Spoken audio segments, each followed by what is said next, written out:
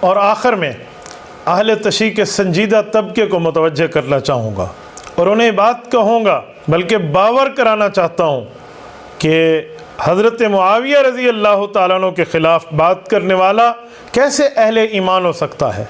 اہل تشیع کی مذہب کی بنیاد کتابیں اصول اربعہ اٹھا لیں، اصول کافی وغیرہ میں یہ اصول درج ہے کہ 12 ائمہ کا کہنا ماننا ہمارے ہاں فرض ہے، اور ان سے جدائی بندے کو بے دین اور بے ایمان بنا دیتی ہے۔ 12 ائمہ کون ہیں؟ حضرت علی، امام حسن، امام حسین، امام زین العابدین، امام محمد باقر، امام جعفر الصادق، امام علی رضا، امام موسیٰ کاظم، امام علی رضا، امام تقی، امام نقی، امام حسن عسکری اور امام مہدی۔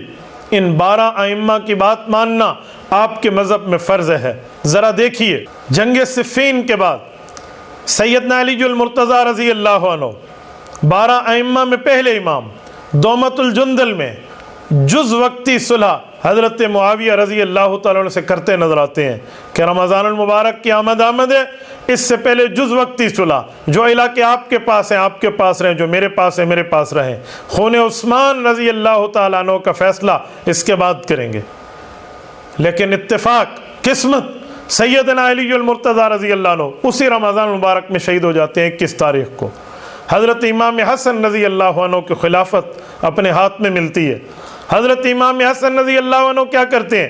حضرت معاویہ رضی اللہ عنہ کے ساتھ صلح کرتے ہیں، خود بھی، اپنے بھائی امام حسین کو لے کر بھی، اور اپنے دوست امام قیس بن حسن بن سعد بن عبادہ کو لے کر بھی رضی اللہ عنہم بیعت بھی کرتے ہیں، امیر المؤمنین الخلیفہ برحق اور خلیفہ عادل تسلیم کرتے ہیں۔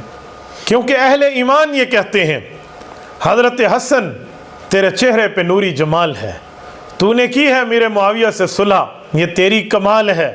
جس دن سے تو نے صلح کی پھر جنگ نہیں ہوئی، تیری صلح بحال ہے، تو علی کا لال ہے۔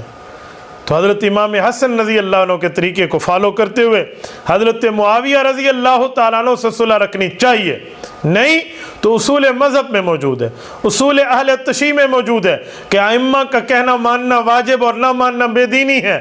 تو آپ کو چاہیے آپ ائمہ کا کہنا مان کے ان کے ساتھ صلح رکھیں اور ان سے بیزاری کا اظہار نہ کریں۔